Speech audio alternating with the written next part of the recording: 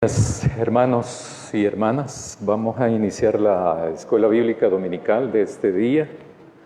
Y ahora nos toca la tercera carta que aparece en el Apocalipsis, en el libro del Apocalipsis, que está dirigida al ángel de la iglesia en Pérgamo. Así es que quiero invitarles a orar para iniciar.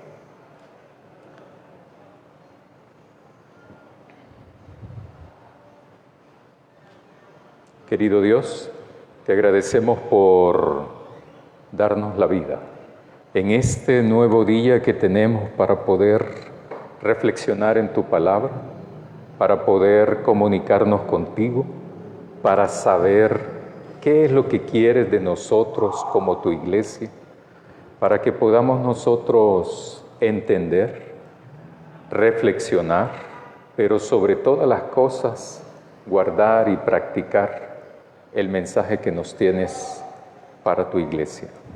Bendícenos, bendice a los hermanos y hermanas que ya están conectados a través de las redes sociales, pero también bendice también a los hermanos y hermanas que ya están presentes aquí en tu iglesia y a todos aquellos que se encuentran en el proceso de venir, en el trayecto de venir. Bendíceles. Ayúdanos a todos y a todas. Amén. Ahora este domingo vamos a reflexionar sobre la tercera carta que aparece en el libro de Apocalipsis. Está dirigida a Pérgamo, a la iglesia que está en el pueblo o en la ciudad llamado Pérgamo, ¿verdad? Ya vimos la primera que estaba en Éfeso, la segunda en Esmirna y ahora la tercera en Pérgamo. Por otra parte, me gustaría comenzar, por ejemplo, a veces todo lo que reflexionamos en la iglesia, todas las conversaciones que tenemos están cargadas de teología, ¿verdad? ¿Qué es teología? Etimológicamente, lo que han dicho es que la palabra es una composición de dos palabras en griego. Una que es theos, que significa Dios, y otras logos, que significa palabra. Entonces, se ha traducido históricamente teología como el estudio, la reflexión, tradicionalmente de Dios. Pero más que todo, en las últimas décadas, es la reflexión sobre la palabra de Dios. Entonces, ¿qué tiene este significado también? ¿Quiénes son los que hacen teología? En la Edad Media, un poco para acá, se creía que las únicas personas que hacían hacer teología es como escribir acerca de Dios, de su palabra. Teología era concebido como la reflexión, pero se escribían libros, ¿verdad? Entonces, el libro es un libro de teología, se decía, ¿verdad? ¿Eso es cierto? Sí, es cierto. Pero en la Edad Media todavía se creía que la teología solo lo hacían en esa época, antes de la Reforma, antes del siglo XVI, se creía que eran solamente los obispos, arzobispos, solo los líderes, pero de más alto rango, que podían hacer teología. Podían y estaban autorizados por la iglesia de esa época a hacer teología. Años después, siglos después, eso ha ido cambiando. Luego surge la Reforma protestante, que así se llama, que uno de los que aparece más conocido es Martín Lutero, pero no es el único que interviene en la reforma de la iglesia, sino que están Juan Calvino, Juan Knox, Zwinglio y otros más. Pero eso surge en Europa principalmente. Entonces, a partir de eso, ¿por qué entonces antes solo algunos hacían teología? Primero porque no todos sabían latín. ¿Se acuerdan que antes las misas eran antes en latín. El acceso a la Biblia era muy restringido, muy restringido. La Reforma, pero también otro personaje histórico que fundó, fue algo muy beneficioso para el cristianismo, fue Gutenberg. ¿Gutenberg era cristiano? No a ese punto, sino que él fue el creador, el inventor de la imprenta. Y es por eso que luego en la Reforma surge que la Biblia, la palabra de Dios, debe de estar en el acceso de toda la gente y que había que cambiar el lenguaje de la misa, ¿verdad? Pero como eso no se hacía, entonces hubo una serie de protestas y por eso se llama protestante la Reforma, ¿verdad? Y se cambia y hay una ruptura, ¿verdad? En todo lo que se conoce como religión cristiana, hay tres grandes iglesias: la iglesia ortodoxa, la católica romana y la protestante. De ahí viene otra serie de diferentes iglesias.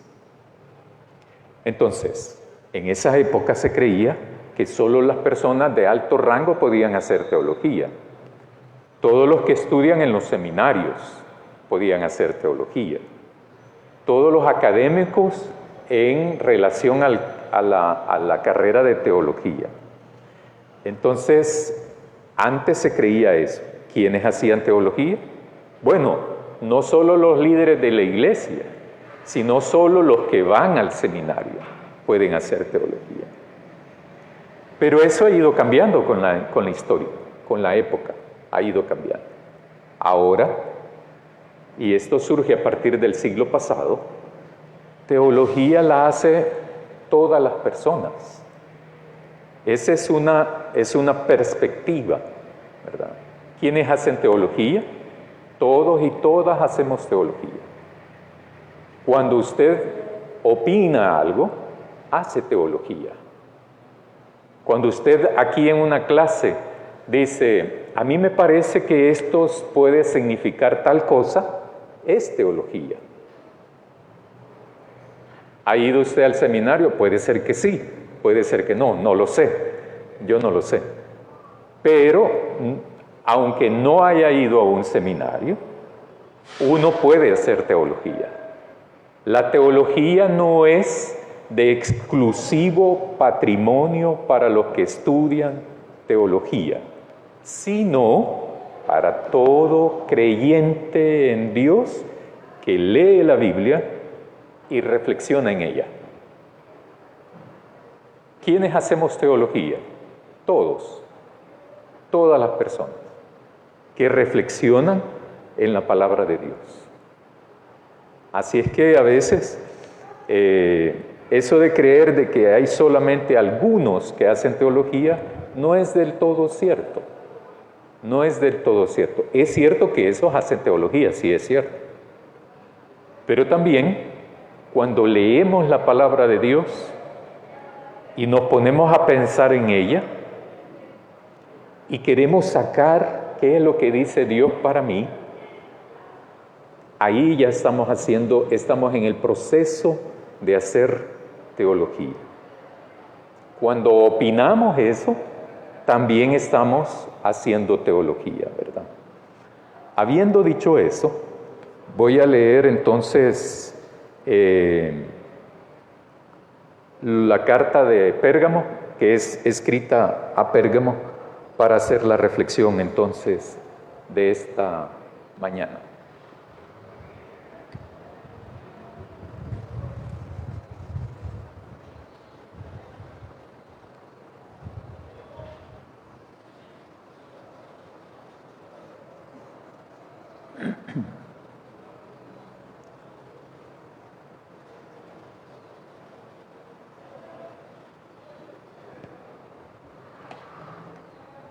Pero antes voy a hacer la retroalimentación entonces de lo que vimos hace 15 días. ¿Qué es lo que vimos en la carta de Esmirna? Jesús se presenta como el primero y el último, como el que estuvo muerto y vivió. Generalmente, las características de Jesús que se presentan en cada carta tienen que ver con el contenido de la carta. Eso lo vimos hace un mes, cuando hablaba de la carta en Éfeso. Las características, las secciones en que está escrita todas las cartas, tienen secciones, ¿verdad? Y decía yo, la segunda cosa que se aparece ahí como las secciones es que Jesús siempre se presenta con ciertas características. Aquí en Esmirna se presenta como el primero y el último, como el que murió y está vivo y vivió. Así se presenta Jesús. Estuvo muerto y vivió. El mensaje a la iglesia de Esmirna es que no tiene nada, Jesús no plantea a Esmirna nada negativo, nada por qué arrepentirse, nada de desviación, nada que reprocharle, nada a qué llamarle. No hay nada en Esmirna. Entonces, Jesús siempre comienza la carta diciendo, yo conozco tus obras, siempre, todas las cartas. ¿Qué quiere decir eso? Que Jesús conoce lo que está pasando. O sea, Jesús conoce muy bien la realidad de la iglesia, la realidad de cada uno de sus integrantes, de aquella época y de esta época. Jesús nos conoce bien, nos conoce bien, Dios nos conoce bien. Sabe si estamos enfermos o no, sabe si estamos alegres o no, sabe si afrontamos una dificultad o no, nos conoce bien. Dios conoce muy bien a su pueblo.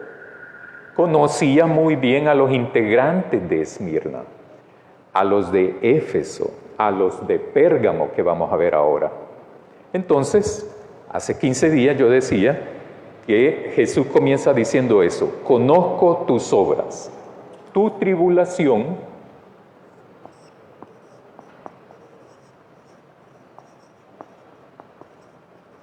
y tu pobreza.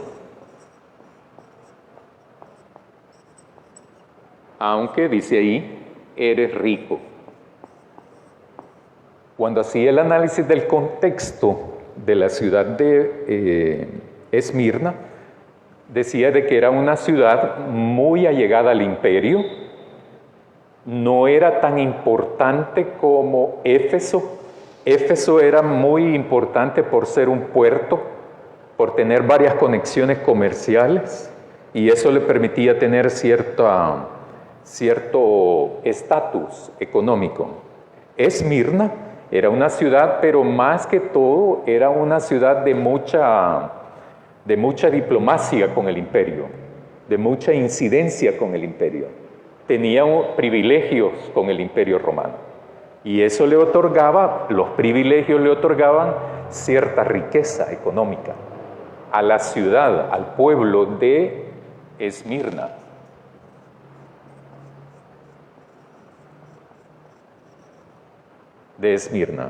Pero la comunidad cristiana experimentaba en ese entonces tribulación y pobreza. Más adelante aparece entonces lo que dice Jesús, ¿verdad? La blasfemia de los que dicen ser judíos y no lo son, sino sinagoga de Satanás. Se creía también que ahí, eso lo dije hace 15 días, se creía que porque había una comunidad judía grande, es probable que ellos hayan migrado, huido de la persecución y la masacre que hizo el Imperio Romano al destruir Jerusalén. Y hayan ido huyendo y hayan ido a llegar a toda esa parte de Asia Menor, ¿verdad? Entonces, la comunidad cristiana experimentaba entonces acoso, exclusión. ¿Por qué? Porque la pobreza económica que afrontaban sus integrantes es porque no tenían el sello que más adelante aparece como la bestia, el sello de la bestia. Y eso es un poco lo que vamos a reflexionar ahora en Pérgamo. Entonces los cristianos seguramente pasaban tribulación, por una parte, porque no podían comer, comprar alimentos, no podían trabajar, no podían tener ingresos, porque como entonces no tener el sello no significaba que uno no podía sembrar, cultivar, tener relaciones de compra-venta. Entonces, eran pobres.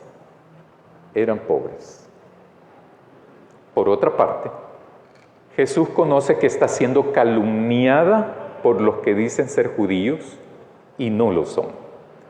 La blasfemia de los que dicen ser judíos y no lo son, sino sinagoga de Satanás.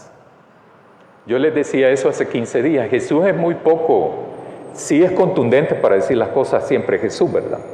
Jesús no es grosero para decir las cosas, es claro para decir las cosas, es directo para decir las cosas, ¿verdad?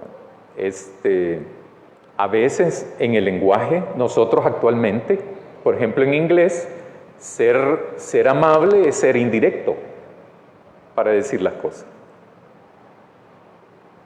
A mí me gustaría tal cosa, ¿verdad? A veces nosotros vamos a comprar algo, llegamos a la tienda o a un almacén. Buenas, fíjese que venía, pero yo ya estoy ahí, ¿verdad? Vengo, porque a veces para comprar dicen, me regalaría 10 pupusas de tal cosa. Las va a comprar, ¿verdad? Y nosotros tenemos eso también, que creemos que hablar así es amable, ¿verdad? Es amable. Ser directo es amable. Ser directo no es ser pedante.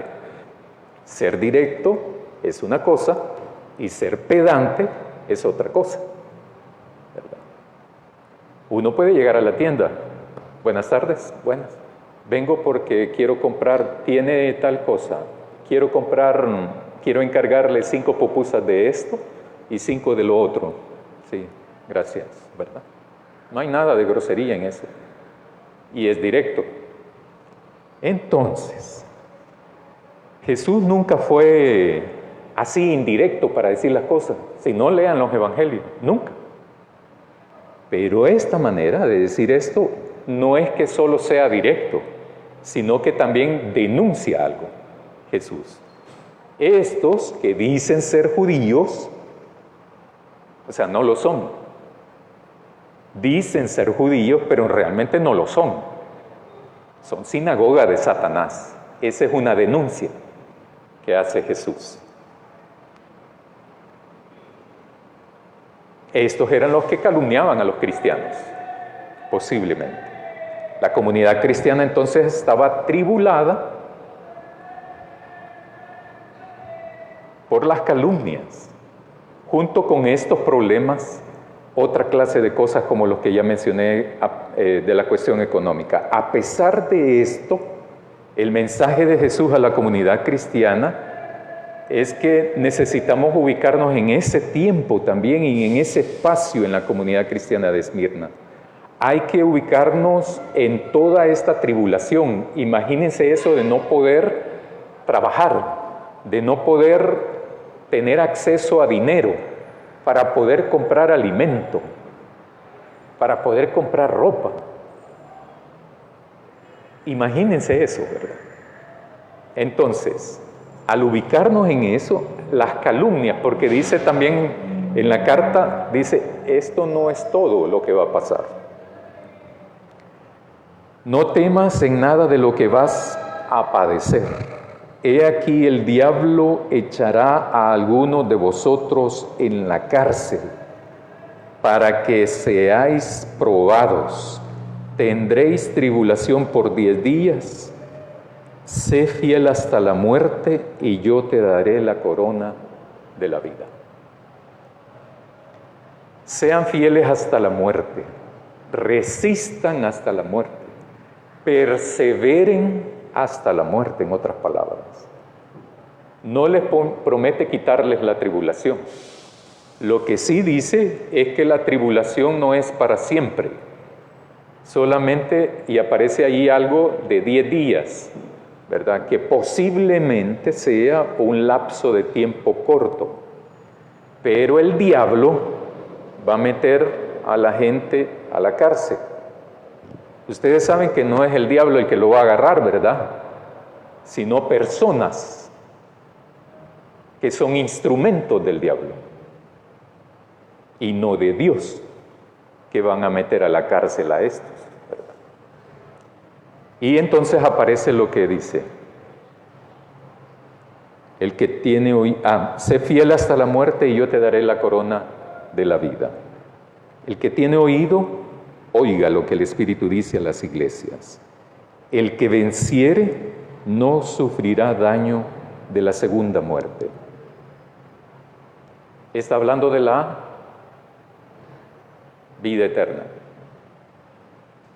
Posiblemente no va a salvarnos a los de Esmirna, ni de la tribulación, ni de la muerte.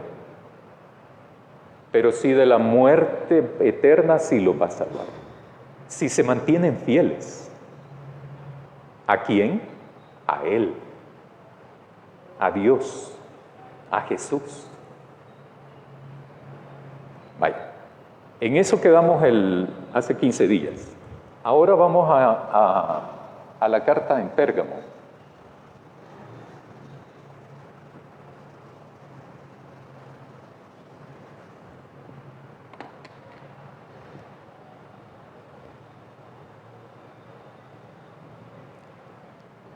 En el versículo 12, y escribe al ángel de la iglesia en Pérgamo, el que tiene la espada aguda de 2 filos dice esto: yo conozco tus obras y de dónde moras, donde está el trono de Satanás, pero retienes mi nombre y no has negado mi fe, ni aún en los días en que Antipas, mi testigo fiel, fue muerto entre vosotros, donde mora Satanás. Pero tengo unas pocas cosas contra ti, que tienes ahí a los que retienen la doctrina de Balaam, que enseñaba a Balac a poner tropiezo entre los hijos de Israel, a comer cosas sacrificadas a los ídolos y a cometer fornicación. Y también tienes a los que retienen la doctrina de los nicolaitas, la que yo aborrezco. Por tanto, arrepiéntete, pues si no, vendré a ti pronto y pelearé contra ellos con la espada de mi boca. El que tiene oído, oiga lo que el Espíritu dice a las iglesias. El que venciere, daré a comer del maná escondido, y le daré una piedrecita blanca, y en la piedrecita escrita un nombre nuevo, el cual ninguno conoce, sino aquel que lo recibe. Amén. Voy a comenzar hablando de Pérgamo, porque para que nos ubiquemos un poco, porque da ciertas información esto, que uno puede utilizar para la interpretación del texto, ¿verdad? Pérgamo es una ciudad que no tiene el esplendor económico de Éfeso, tampoco tiene el esplendor económico de Esmirna. En ese sentido, Pérgamo está más abajo en importancia económica que esas otras 2 ciudades. Pero su importancia es más estratégica, la de Pérgamo. En Pérgamo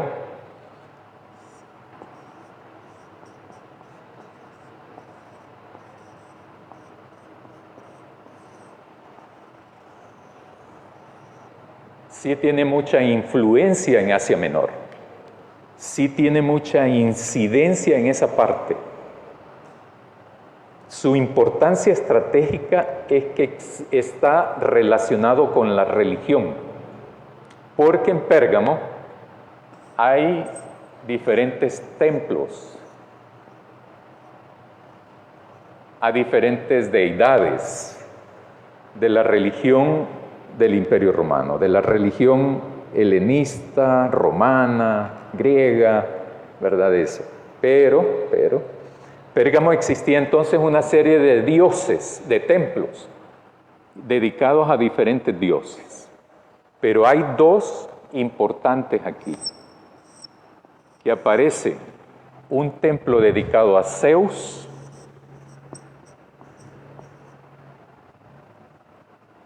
y el otro más importante aún, dedicado al emperador romano.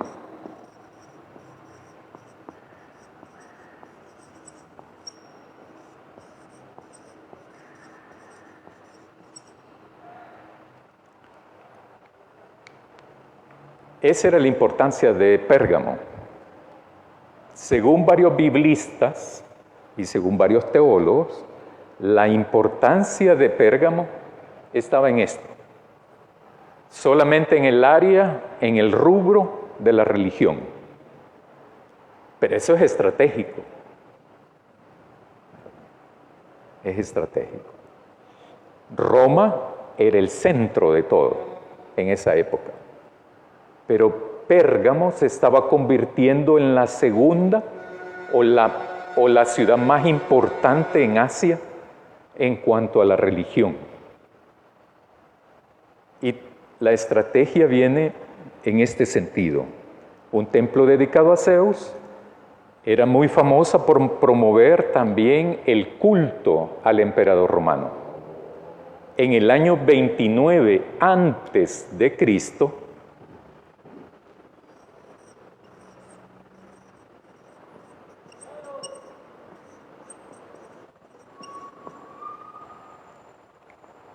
a.C., logró la autorización de Roma para construir un templo, literalmente, ¿verdad?, al divino Augusto y la diosa Roma. O sea, 29 antes de que naciera Jesús, a Pérgamo se le otorga el permiso, la autorización de Roma, que le construya un templo al divino Augusto, o sea, al emperador, y a la diosa Roma también. Esta información está sustentada por varios biblistas y teólogos, en cuanto uno de ellos, Juan Stam. Fue Pérgamo entonces la pionera en emprender el culto al emperador romano. Es una ciudad con muchos templos, Vale. Habiendo dicho eso, vamos al texto.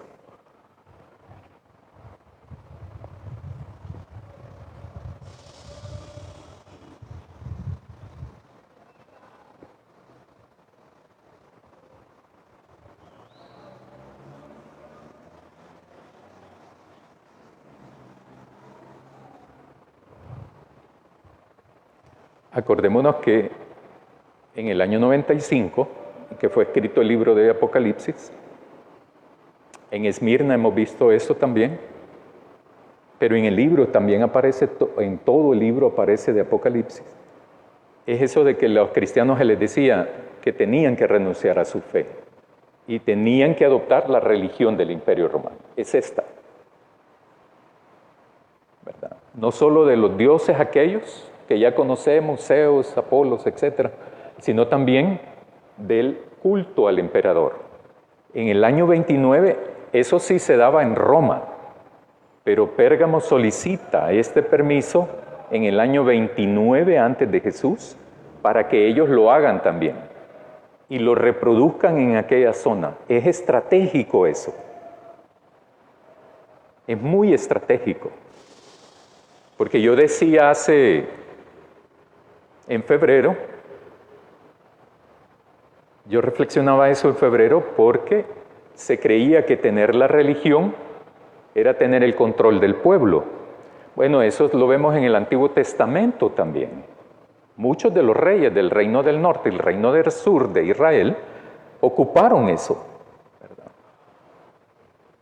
Porque ellos creían, bueno, los profetas que eran honestos, ¿verdad? Los profetas honestos, porque aquí aparece uno que no lo es, pero los profetas honestos procuraban siempre el derecho para el pueblo, la justicia de Dios, la voluntad de Dios. Y a los reyes les llamaban la atención, ¿verdad? Y por eso es que a veces los reyes entonces los asesinaban. De eso sabemos muy bien todo eso nosotros. Por otra parte, entonces hubo reyes entonces que empezaron como a seducir a los profetas, a hablarles bonito, como decimos nosotros ahora, a manipularlos, ¿verdad? Para hacerlos de él, de su lado, del rey. Porque ellos creían que teniendo al profeta de su parte, tenían al pueblo de su parte. Lo mismo ocurría en esta época. El culto al emperador es que creían que el emperador romano era Dios. Entonces toda la gente tenía que obedecer a Dios, emperador. Llámese Augusto, Calígula, Nerón, Domiciano, que es el de la época de Apocalipsis. Entonces tenían que obedecer a Domiciano. Y todos nosotros y nosotras sabemos, igual que los hermanos acá en Pérgamo, que no se puede servir a dos dioses. O eres fiel seguidor de Dios, el de la Biblia, el nuestro, o eres seguidor fiel, obediente al emperador. Esa disyuntiva es una cuestión ética también. No solamente es cuestión de fe, sino que tiene implicaciones sociales eso. Y eso hasta en la actualidad. Y ya vamos a ver eso, ¿verdad? Cuando logremos... No es que estaba comparando con el... pero allá eran las 12 y 10, entonces, y me sorprendí. Entonces tiene dimensiones éticas ahora también, no solo en aquella época. Por eso, ¿verdad? El mensaje a la iglesia de Esmirna no es nada fácil, es duro, es cruel. No era, ¿verdad? De que si quiero, lo hago, y si no quiero, no lo hago, ¿verdad? No. Era cuestión de conciencia, era cuestión... En los años 80 teníamos una palabra, no sé si ahora todavía, ¿verdad? Pero ser consecuente con lo que uno piensa, con lo que uno habla y con lo que uno hace. Ser consecuente, ser íntegro, pues, en ese sentido. Entonces, dice Jesús, escribe al ángel de la iglesia en Pérgamo. Las características de Jesús, el que tiene la espada aguda de dos filos, dice esto. Ese es otro detalle de que Jesús casi nunca se presenta así, ¿verdad? Y cuando habla del reino de Dios, ahí lo reflexionamos con el hermano Carlos, ¿verdad? Las figuras que utiliza él para las ilustraciones, bueno, son tan típicas, son tan cotidianas, ¿verdad? Pero nunca son de bronca, ¿verdad? Pero aquí la característica de Jesús es que tiene la espada que es aguda y tiene dos filos. Jesús se presenta con una característica que más adelante tiene entonces relevancia y pertinencia. Es curioso que Jesús se presenta armado, entre comillas. También no hay que ver a Jesús como un blandengue, ¿verdad? Ni a Dios como un blandengue, que uno le puede jugar la jugada a él, ¿verdad? Tampoco. No lo podemos engañar. Ni los hermanos en Pérgamo, ni los hermanos acá ahora, ¿verdad? No lo podemos engañar. Quizás por eso se presenta así. Es curioso entonces que se presenta armado, lo cual es muy poco común en Jesús, casi nunca, ¿verdad? Cuando sacan a aquel Pedro y le corta la oreja al que llega a capturar a Jesús en el Getsemaní, él le dice, no, guarda eso, guarda eso. Y no es porque Jesús sea cobarde tampoco. Jesús nunca, o sea, no tiene ni un pelo de cobarde. Jesús tiene todo lo contrario a ser una persona así. O sea, es valiente, pero también es racionalmente valiente.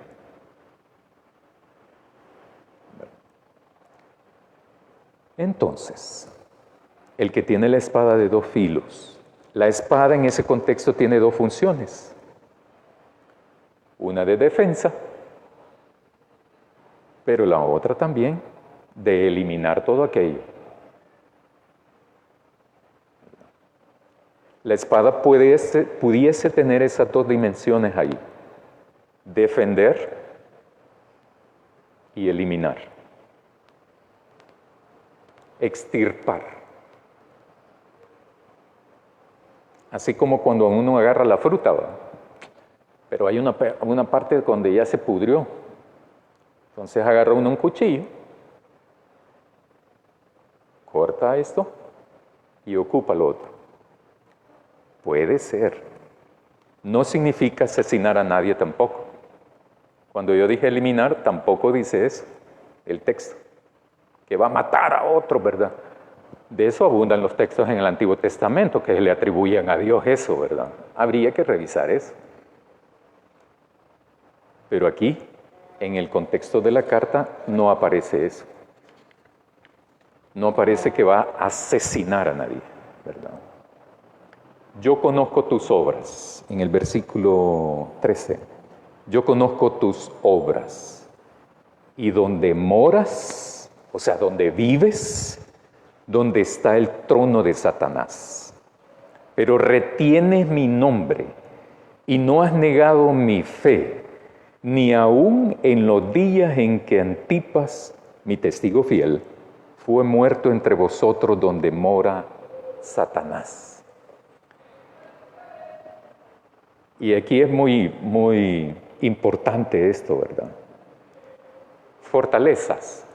Retienes mi nombre, no has negado mi fe. O sea, la fe en Él, ¿verdad? A eso se refiere. Debilidades. Acuérdense que yo eso lo dije hace como un mes, ¿verdad? ¿Cuáles son las debilidades de la iglesia? Viven donde está el trono de Satanás. ¿Dónde está el trono de Satanás ahí? ¿Verdad? Está en Pérgamo. Yo mencioné dos.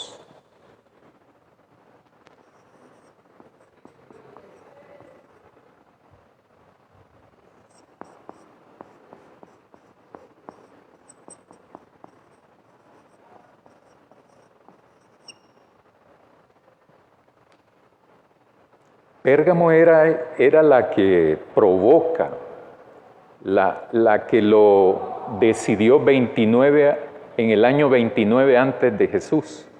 Pide permiso para tener estos, principalmente el templo al emperador. ¿Dónde mora Satanás? Posiblemente, sea ahí, ¿verdad? Porque la iglesia está en Pérgamo, la comunidad cristiana. Y después dice, yo conozco tus obras y dónde vives, dónde está el trono de Satanás. Pero retienes mi nombre, que es algo positivo, una fortaleza. Y no has negado mi fe, que es otra fortaleza. Ni aún en los días de Antipas. Antipas se cree que fue un líder de la iglesia. Hay unos biblistas que dicen que posiblemente Antipas fue parte de esta iglesia en Pérgamo. Otros comentaristas lo que dicen es que posiblemente Antipas sí fue un líder, pero en una de las iglesias de Asia Menor, pero que fue sacrificado aquí, fue muerto aquí, en Pérgamo. Porque Pérgamo también tenía cierta fama de que como era ¿cómo decirlo? La impulsadora, ¿verdad? La ama y señora en esa región de Asia del culto al emperador y Roma. Entonces ahí habían tribunales de justicia, donde se ventilaba cualquier caso de estar en contra de la religión del imperio. Y allí se ajusticiaban, o sea, se asesinaban. Algunos metidos en la cárcel y otros muertos. Entonces, Antipas, de lo que sí se tiene certeza es que era un cristiano, un líder de la iglesia cristiana de esa época. Eso sí se tiene. Unos dicen que fue el líder de ahí de Pérgamo y otros dicen que no, que fue de una de las iglesias, lo capturan y lo llevan ahí a Pérgamo para que lo juzguen y lo asesinen. ¿Cuáles son los problemas que tiene adentro la iglesia? Porque esto está afuera, en cierta medida. Pero, estando afuera, hubo gente que lo metió a la iglesia.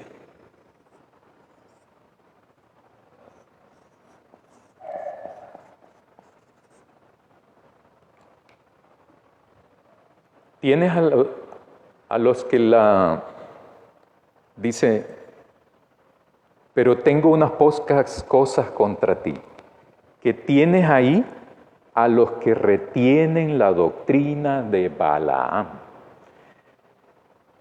Hay varios capítulos para eso, ¿verdad? De leer.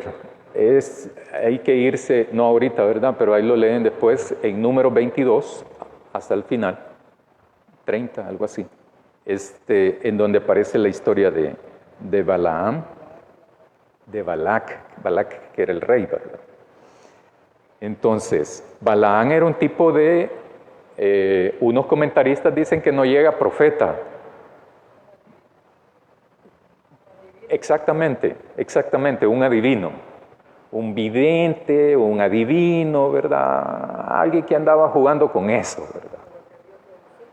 Que Dios lo utilizó en un momento determinado, pues sí, porque a Dios en su poder, ¿verdad?, puede utilizar, aunque sí se nota de que no es permanente, ¿verdad?, sino que es una cosa puntual, ¿verdad? Entonces, era un vidente, un adivino, que al inicio tenía cierta conexión con Dios. Sin embargo, cuando el rey Moab, Balac, ¿verdad?, le pide ciertos favores, ahí es donde les digo yo también, ¿verdad? Tenía cierta conexión con Dios, Balaam, pero viene el rey, ¿verdad?, y le ofrece algo. Así eran los reyes en esa época. Ahora no hay reyes, pero también actúan así. Las autoridades. Entonces, el rey Moab le pidió maldecir a los israelitas. Ustedes conocen la historia, ¿verdad? Bien. Y entonces él le consulta a Dios y le dice a Dios no, le vuelve a consultar a Dios. ¿Por qué le vuelve a consultar a Dios? Y ya le dijo que no, ¿verdad? O sea que quería que le dijera que sí. Bueno, la cosa es que Balaam se convierte en un instrumento de Balac. En eso se convierte Balaam. Y entonces, después Balaam ofrece sacrificios, ofrece consejos a Balac, ¿verdad? Y quien provocó, al fin de cuentas, una guerra de graves consecuencias para el pueblo de Israel. Hace una serie de artimañas, de componendas, ¿verdad?, de apariencia. Fíjense que se me acaba de ocurrir que Gandhi decía eso, Casi siempre el pecado se nos presenta bajo las vestiduras de la virtud, ¿verdad? Porque cuando estaba leyendo eso, que dice que hay una tienda que pone una viejita, ¿verdad? Para que invite a los israelitas, ¿verdad? A comprar lino, creo, tela, ¿verdad? Y todo. Entran y ya aparece una mujer joven que los invita a beber, después entonces a tener fornicaciones con ella, y entonces se arma todo el desmadre ahí, ¿verdad? Entonces digo yo, y que no hubo israelitas que renunciaran a eso, ¿verdad? Yo me pregunto, ¿verdad? Entonces los israelitas que entraron en eso, que decidieron hacer eso, porque nadie entra a eso ingenuo, ¿verdad? Tampoco. Comen esos alimentos dedicados a ídolos y cometen fornicación. Aquí hay una palabra en el versículo 14 al final, y a cometer fornicación. Esa palabra en griego, que es traducida como fornicación, tiene dos implicaciones o dos usos. Para fornicar, para adulterar alimentos, pero también para fornicar sexualmente. Entonces, cuando aparece la palabra aquí, puede ser que sea para uno de los dos o para los dos. Acepciones. La fornicación no solamente es sexual, sino también la fornicación es en cuanto a la fe. Cuando la gente se va buscando otros dioses, es un tipo de fornicación también, ¿verdad? Es un tipo de, te abandono porque me voy a meter con esto, pero después quiero regresar, ¿verdad? Exactamente, exactamente. Entonces, ese es, ¿dónde estaban esos? Adentro de la iglesia. ¿Es que los apóstoles o los líderes de cristianos de aquella época les enseñaron esto en Pérgamo? No. Fueron miembros de la iglesia que sensualizados meten esto después aquí, ¿verdad? Y lo meten. También retienes a los nicolaitas. La doctrina de los nicolaitas era una secta herética, como participar en cultos paganos, comidas dedicadas a ídolos, entre otros. O sea, que los nicolaitas y los de la doctrina de Balaam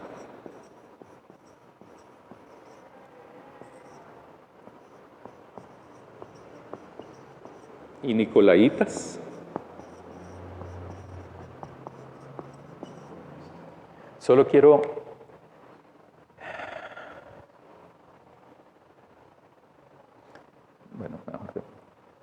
la doctrina de Balaam, Balac y nicolaitas estaba adentro de la iglesia. O sea, el versículo 13, yo conozco tus obras y dónde moras, donde está el trono de Satanás, retienes mi nombre, no has negado mi fe, ni aun en los días en que Antipas, mi testigo fiel, fue muerto entre vosotros, donde mora Satanás. Pero tengo unas pocas cosas contra ti, que tienes ahí a los que retienen la doctrina de esto.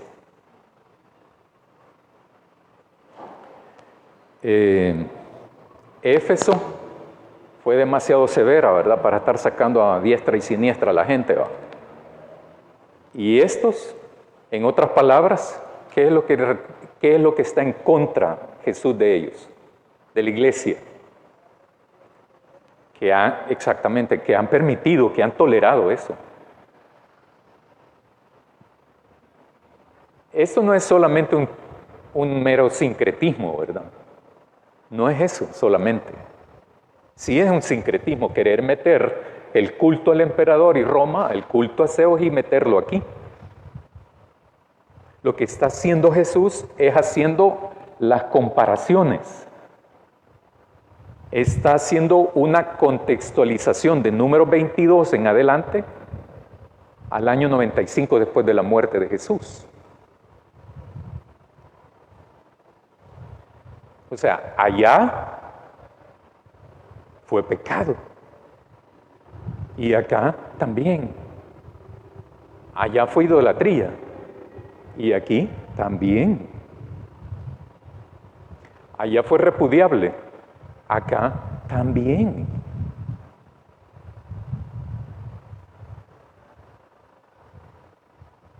Entonces, querer meter esto, entonces uno presume, ¿verdad? Yo presumo que muchos de los miembros de aquí iban a los cultos del Imperio Romano, del emperador romano. Posiblemente comían de esas comidas y venían aquí también, ¿verdad? Y aquí cuando habían celebraciones también estaban aquí. Se presume, porque Jesús no le está diciendo a todos eso. No les está diciendo a todos, retienes mi nombre. No le está diciendo a todos, no has negado mi fe. A algunos les está diciendo eso, pero a otros les está diciendo esto.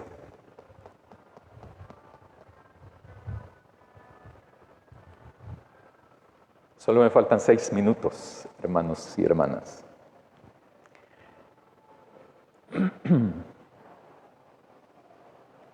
O sea, lo que está haciendo entonces Jesús en el mensaje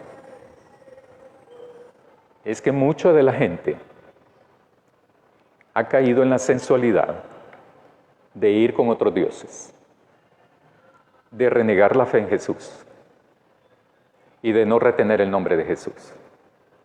Pero ha habido algunos también que sí se han mantenido fiel a Él, han retenido su nombre. Los enemigos de Dios no solamente están afuera de la iglesia, como por ejemplo el Imperio Romano, sino que también están adentro de la iglesia, en Pérgamo. Entonces Jesús lo que plantea es esto: por tanto, arrepiéntete. Siempre hay alternativa, siempre hay oportunidad, pero si no, vendré pronto a ti, vendré a ti pronto, pelearé contra ellos con la espada de mi boca. ¿Verdad? Esa pelear es con este sector.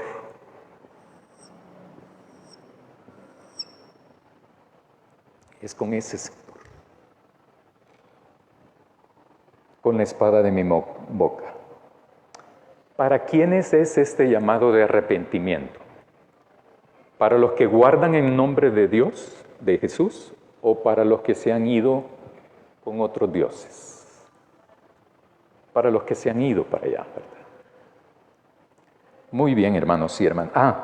Y el final, ¿verdad? El final lo que dice es: el que tiene oído oiga lo que el Espíritu dice a las iglesias. El que venciere, daré a comer del maná escondido, y le daré una piedrecita blanca, y en la piedrecita escrita un nombre nuevo, el cual ninguno conoce sino aquel que lo recibe. Eso de la piedrecita blanca, dicen los comentaristas que cito, que leo, que la mayor parte no sabe qué significa, ¿verdad? Puede ser, dicen que es hay una diversidad de interpretaciones, hasta que se las entregaban también a los gladiadores vencedores que les eran otorgadas la libertad después de no sé cuántos años de servicio. O sea, hay una serie de referencias, pero que realmente, ¿verdad?, no aparece eso. Lo que sí se puede suponer es que ese es como un tipo de premio para los que se mantienen fieles. El maná hace referencia a aquella época también. Hay un texto bíblico que también hace referencia a eso en el Antiguo Testamento, que se guarda, ¿verdad? Porque se creía que el acaparar el maná se podría. se podría el maná, ¿verdad? ¿Se acuerdan de eso, verdad? Cuando en el trayecto había gente que acaparaba eso. Porque la mara ya va siempre ahí, va. Entonces, y no va, yo voy a guardar y que al día siguiente podrido. En cambio, hay un momento en que sí se guardó. Pero la idea, la interpretación del maná es aquel maná, por decirlo así, es aquel alimento que viene de Dios, eminentemente de Dios, porque estamos hablando de participar en comidas paganas. Y ahí viene la espada de doble filo también, ¿verdad? Que al final confluye todo esto. El maná es el alimento de Dios. Entonces los que perseveran son los que tienen el alimento de Dios. Y también se les otorgará su piedrita blanca con un nombre. ¿Qué nombre será? A saber, va. Solo el que lo recibe. O sea, para mí esas figuras son como un incentivo para los cristianos y cristianas que han guardado la fe en Jesús, para aquellos que todavía no reniegan de su nombre, los que se mantienen fiel a Él.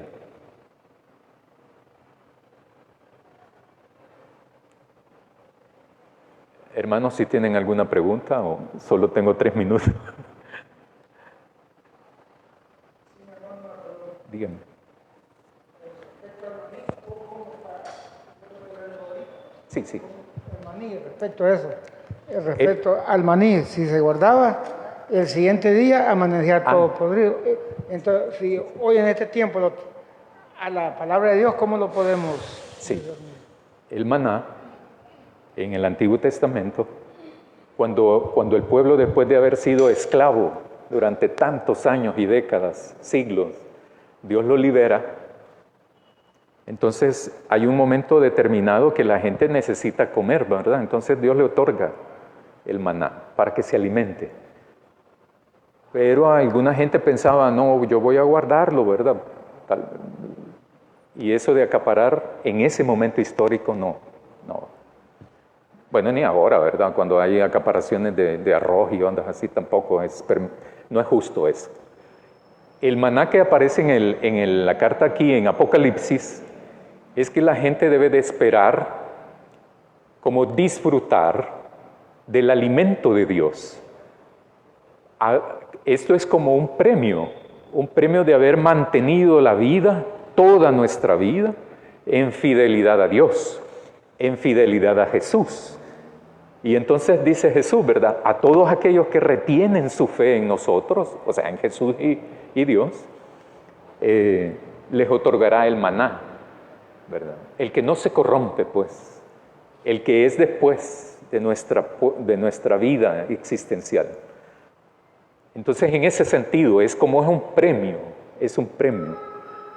como el logro es un premio a la fidelidad, es como mantenerse vivo y en comunión con Jesús también, ¿verdad?